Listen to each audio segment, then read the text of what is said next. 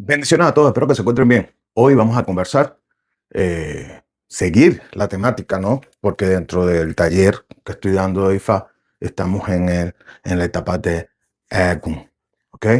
En el tratamiento que debemos dar como babalaguos al tema de atención a EGUN o los diferentes esbozos que existen a través del icono de ORUN. Por supuesto de que tenemos que tomar en cuenta varios factores. El primero, bueno, antes de hablarte de este tema, si quieres inscribirte en el taller, simplemente tienes que escribir aquí a mi Instagram. El canon mensual son $100.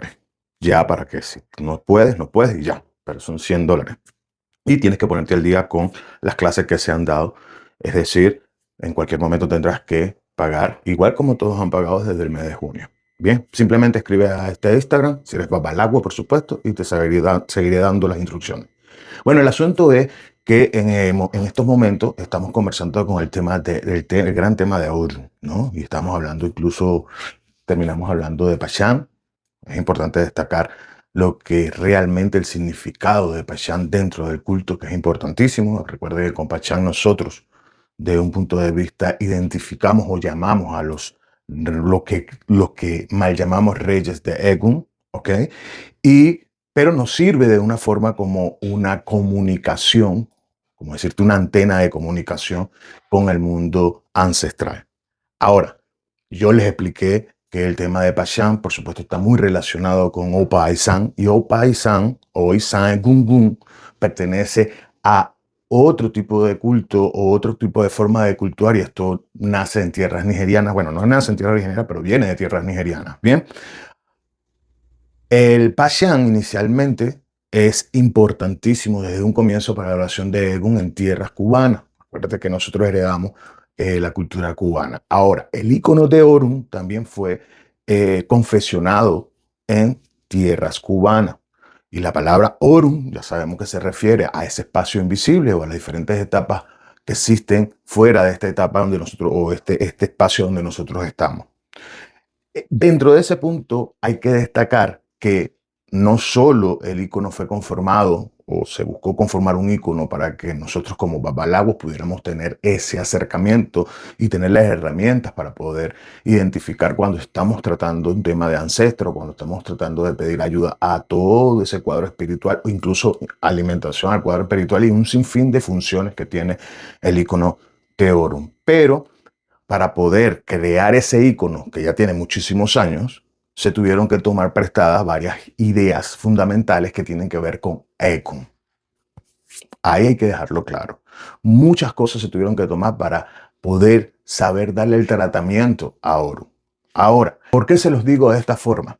Porque a pesar de que iconográficamente y religiosamente en nuestra práctica Orun viene de la cultura afrocubana, no necesariamente es heredado o fue heredado de la cultura tradicional, ya que a nivel tradicional ellos trabajan con Kungun y lo que conocemos como enmascarada. Pero también existe un culto que se llama Oru, que no tiene absolutamente nada que ver tampoco con la iconografía de Orun, con el icono de Orun, con lo que nosotros tenemos en la práctica, llamémoslo de una forma en la regla de 8. Tampoco quiere decir que fue aceptado para todos los linajes. Orun para todas las ramas en Cuba. Hay ramas que no aceptaron la inclusión de Orun dentro de la práctica y había una forma de comunicación, alimentación y alineación con el cuadro, con el mundo ancestral. Lo que sí siempre estuvo presente es el Pachán Ekun, que es este que te estoy dejando aquí. Y lo tenemos ubicado en el Lotu, o lo tenemos no justificado, sino explicado bajo el Lotu o Barajuani, así como Turazá, así como Distrito Otun. Este tema ya yo lo toqué en su momento. El tipo de palos que se utiliza realmente nos llaman que es Igiatori, pero el Igiatori, que nosotros llamamos Igiatori y utilizamos como Igiatori, es el Mar Pacífico, también conocido como cayena. Bien, pero más la cayena no es Ikiatori. El Ikiatori es otro tipo de material que se utiliza para confeccionar no solo Isae Gungun, sino también el Isan que pertenece a EB. Así que no está aunque no estés utilizando ese material, tienes un mismo propósito a la final. Bien, una deformación dentro del lenguaje, una deformación, lo hizo llamar Pachán. Si escuchas Opa y San Ekun o Opa San Ekungun, podrías ver la similitud que hay en lo que se está diciendo. Pero bien, como te decía, hay muchos caminos y mucha adherencia de diferentes cultos, como es el culto de Orun y el culto de Egungun, aunque no sea lo mismo.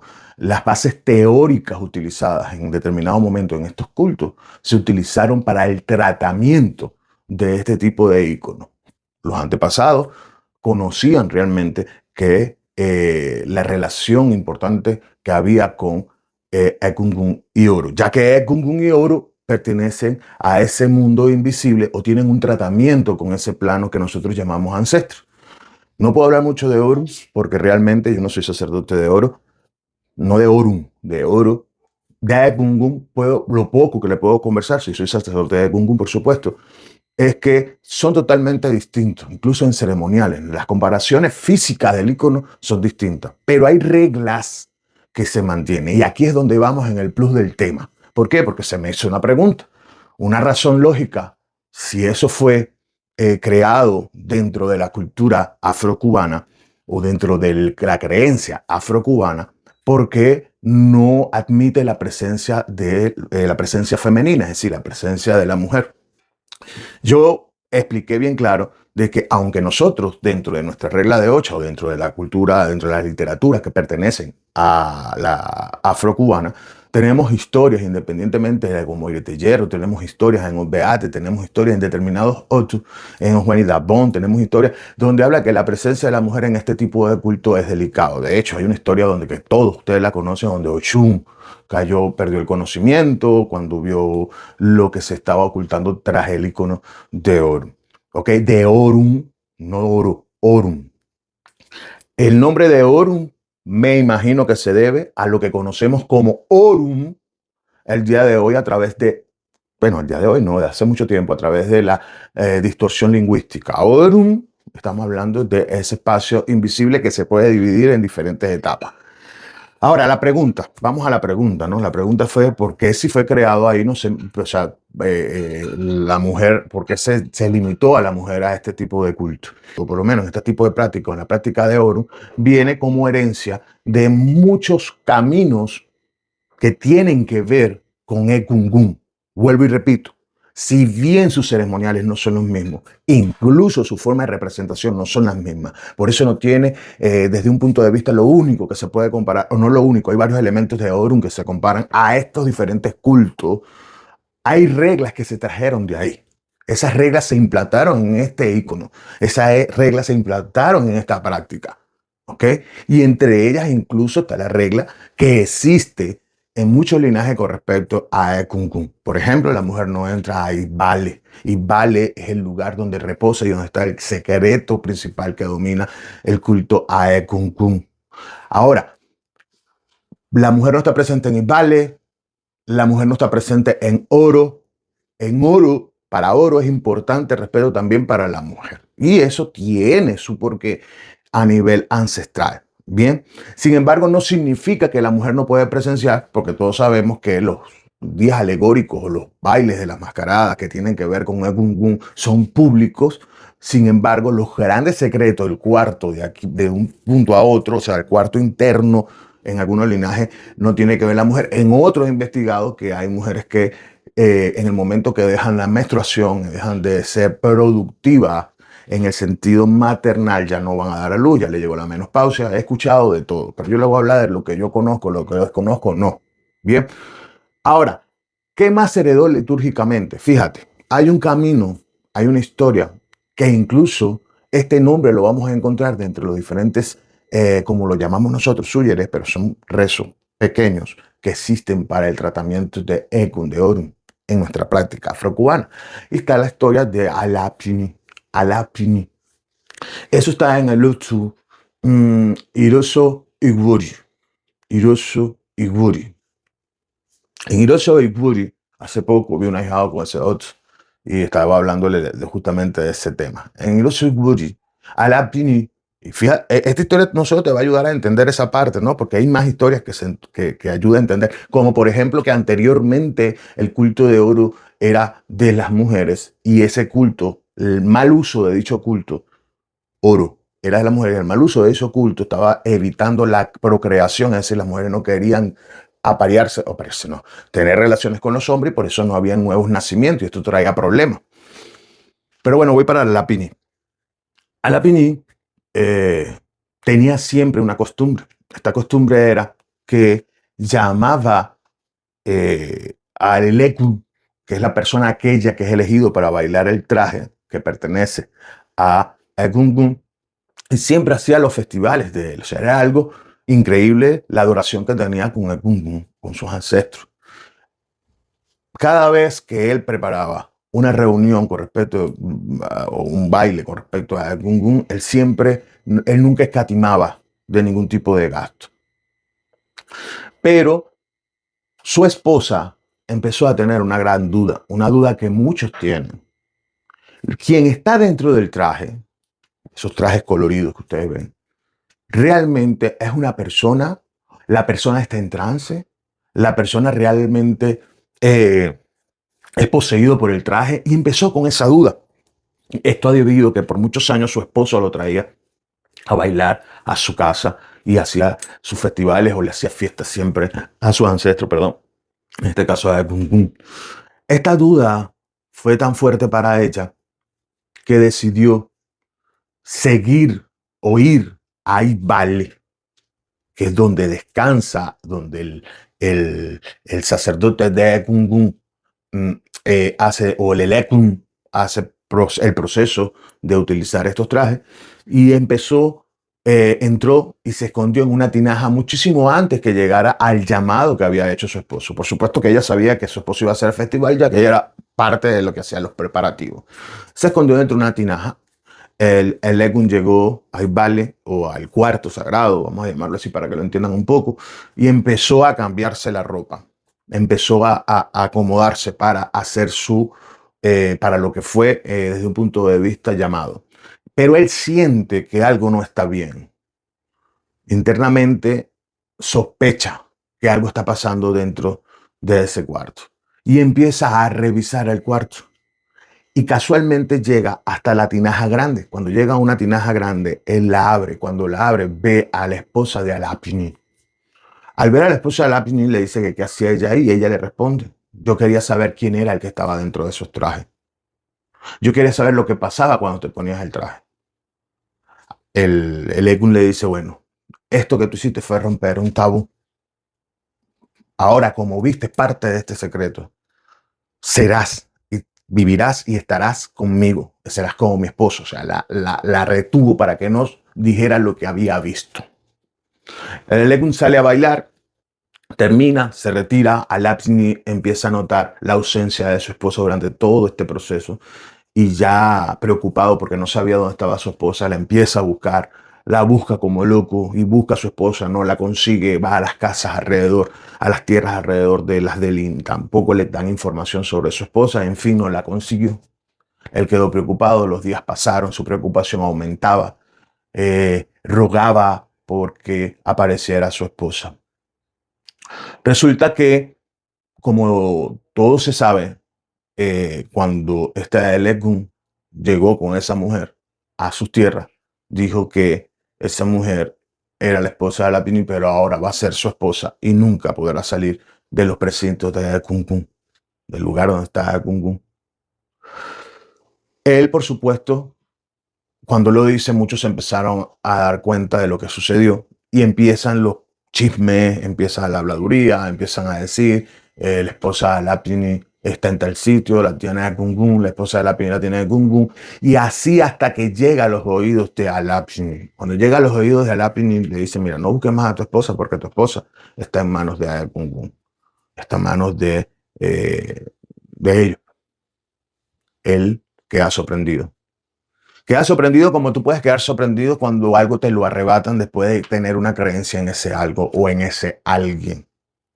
Alapni en ese momento dijo: no puede ser posible que yo tanto que adoro a Gungun, tanto que yo le doy fortaleza a Gungun, tanto que yo lo mantengo siempre vivo y siempre he cumplido con algún, a mí me tenga que pasar esto y me hayan quitado mis propias esposas. A partir de este momento no quiero saber nada, absolutamente nada de Gungun.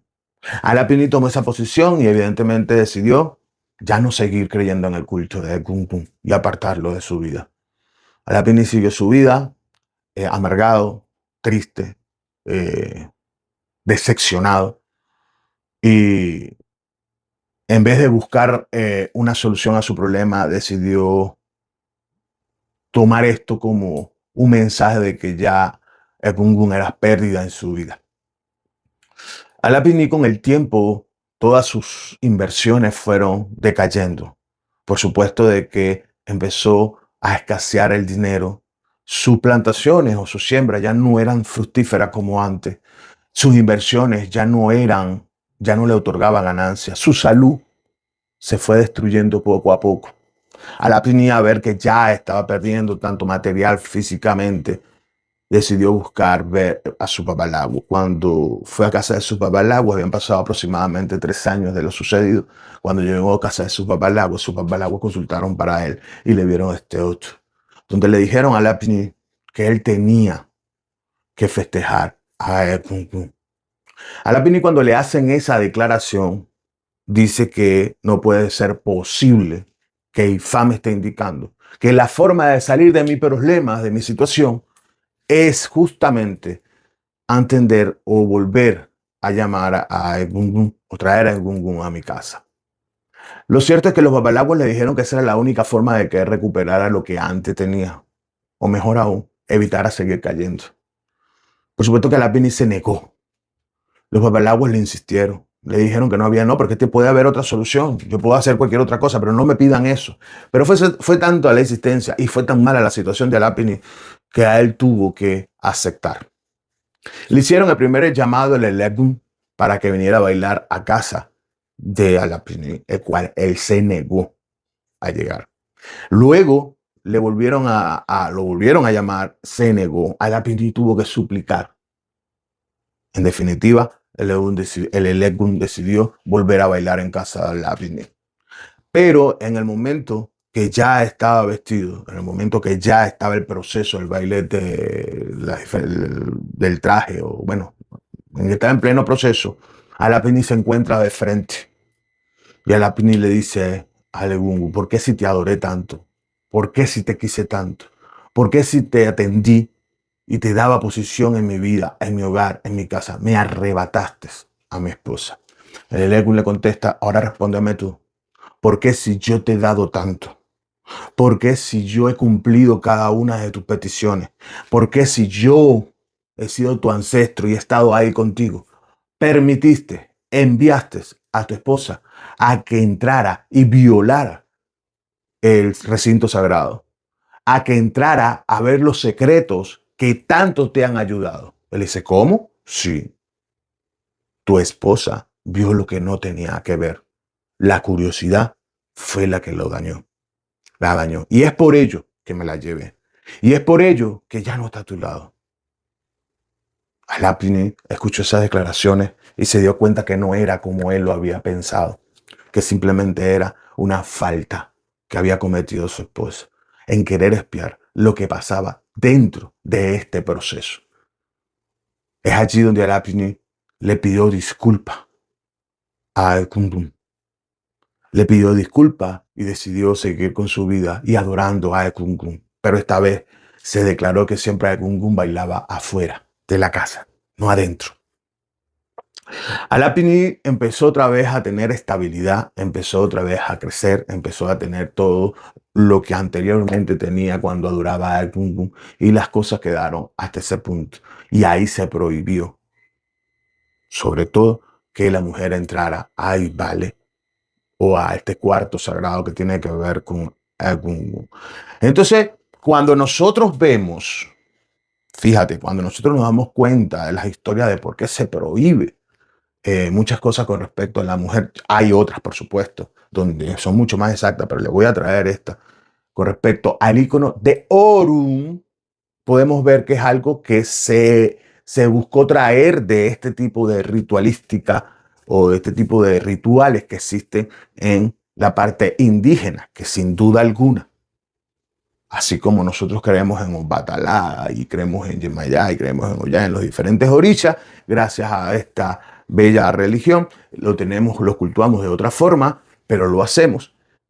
Igualmente, esta confección del icono de Orun para la práctica afrocubana heredó muchas de sus cosas, mucho que tiene que ver con Orun, mucho que tiene que ver con Ekunkun. Y una es esa. Entonces, para evitar desde un punto de vista que exista un daño en la mujer, aunque es más profundo todavía, pero no lo voy a publicar por aquí porque tendría que publicar muchos secretos, que es Babalago, puedes buscar incluso el otro Juanita Bon, que lo habla muy bien, pero la mujer se limitó en este tipo de culto a Ekun para evitar un daño como ocurrió en los cultos de Kungun o incluso en el culto de Oru sobre las mujeres. Bien, entonces nuestra práctica Orun no se recibe de mano de la mujer. La mujer no se inicia en Orun, ¿me entiende? Uno la resguarda muchísimo, ya que es la matriz del nacimiento de paso. Eso es otra historia, es la matriz del nacimiento, mientras que Orun le está dando tratamiento a lo que ya no pertenece a este plano. Bien, uno resguarda, no es que está prohibido, es que resguarda uno a la mujer. Bien, así por eso también te vas a dar cuenta que te tienes que voltear en el momento que se está haciendo, darle la espalda al momento que se le está dando Adbon a Orun o conocimiento a Orun para evitar daños en la mujer. ¿Ok? Entonces, simplemente es eso. En este caso, también tenemos que ver el punto de la curiosidad. La curiosidad fue la que llevó a la esposa Alapini a perderse, ¿ok? A ver lo que no tenía que ver. Entonces, no se trata de machismo, no se trata de nada de eso, sino de resguardo completo hacia las mujeres, evitar que las mujeres sufran algún daño, como lo tenemos en la historia, ejemplo, de Oshun, al ver cosas que no debería ver. Bien, ahora, no debería estar al frente de este icono, no debería estar constantemente al frente del icono de Orun, porque nosotros, dentro de este icono, en la confesión del mismo, tenemos varios secretos que desde un punto de vista no admite la presencia femenina. Pero aparte de eso, es porque traemos, porque obviamente esto fue creado, pero esta creación se unió a los tipos de reglas que existen en estos cultos, en los cultos de Gungun, en el culto de Oru. Tanto es así que una forma de llamar a Oru lo tenemos nosotros también, que es una de oro, que es la cuerdita con el pececito. Es Yaoru, es Yaoru. Ese icono que suena, esto es utilizado también en el culto de Orun para ciertas informaciones. Que no puedo hablar mucho porque el que no sabe, yo acostumbro, si algo no estoy iniciado en eso, no tengo nada que opinar ni que hablar. De hecho, no hay semejanza. Si le preguntas a cualquier sacerdote de Orun, no hay semejanza porque le he preguntado, no hay semejanza con ese tema. Ahora, ¿hace que esto sea inválido, o sea, que no sea válido? No, no. El hecho que nosotros no practiquemos o dentro de nuestra práctica no está en la práctica de Gungun, no significa que la práctica de Orun sea inválida, porque el principio es lo mismo. El principio no es lo que existe, el fondo. El principio es la forma. Lo que nosotros buscamos, en definitiva, es tener un contacto con los ancestros desde un punto de vista litúrgico y, sin embargo, un punto de vista representativo. Bien, de hecho, en la antigüedad, y muchos saben que es así, el icono de Orun no estaba dentro del hogar. El icono de Orun en la práctica de Ocha no estaba dentro de la casa, incluso no estaba en los perímetros de la casa. Eran llevados a otro sitio. Bien, o sea, cuando se confesionó, realmente se confesionó con ese fin. Y ese fin, aparte de tener ese fin, también arrastró determinadas reglas. Así que las mujeres no pueden, ¿me entiendes? Ahora, ¿qué sí puede la mujer? Porque dice de las consagraciones que tienen que ver con los ancestros para nosotros, una de las consagraciones para nosotros en nuestra práctica que tiene que ver con los ancestros, es por lo menos el icono de Otudúa. ese mismo que se fue creando, incluso en momentos se dicen distorsionando hasta el día de hoy. Ese es lo más cercano que podemos nosotros decir para las mujeres. Hay quienes entregan tejas. Mire, yo todo eso lo respeto. Yo no pienso hablar de ese tema, lo respeto. Pero la mejor comunicación que tiene la mujer en nuestra práctica está en nuestra práctica, dentro de las misas espirituales y la bóveda. No significa que no tienes elementos para esa comunicación con los ancestros que necesita, con su cuadro espiritual, con su cordón espiritual, con sus antepasados. No significa que no lo tiene, sí lo tiene. ¿Comprende? Y créeme que yo he visto muchas religiosas y religiosos que a través de una bóveda espiritual te logra muchísimo más que un babalao a través de oro. Esta información te la doy para que la tengas presente. Por supuesto de que siempre voy a estar aportando algo que yo conozca, no que yo desconozca. Y créanme, indiferentemente estés de acuerdo conmigo, no, lo importante es que sepas versiones distintas para que mañana no digas que no lo escuchaste. Bendiciones a todos y por y bocheche.